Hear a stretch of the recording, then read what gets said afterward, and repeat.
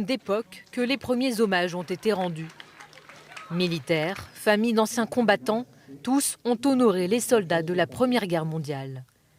C'est ici même, il y a 107 ans, que l'armistice a été signé, marquant la fin de la Grande Guerre, un lieu inscrit à jamais dans l'histoire de la Picardie et de la France.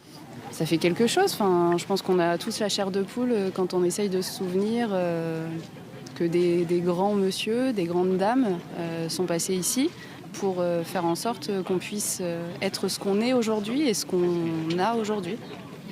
Une cérémonie et des discours chargés d'émotions, notamment pour l'invité d'honneur, le général d'armée Pierre de Villiers, dont le grand-père, le capitaine Louis de Villiers, est mort au champ d'honneur en 1914. Notre pays, par sa vocation particulière en Europe, a toujours su se sortir des périodes difficiles dans un sursaut inattendu.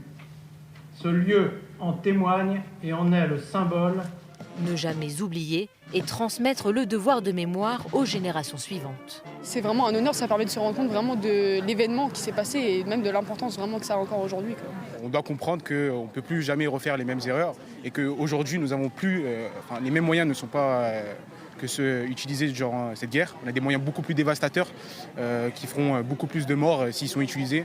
Et donc bien évidemment il y a un devoir de responsabilité pour chaque chef d'État. L'hommage s'est poursuivi au cœur de ce wagon, réplique conforme de celui où les belligérants, de part et d'autre de la table, ont signé l'armistice en 1918. Ça c'est pour la ville. Ça c'est pour la ville, ça c'est le livre d'or de la ville. Une cérémonie qui a mis à l'honneur les casques bleus, les soldats de la paix des Nations Unies, mobilisés aux 4 coins du monde.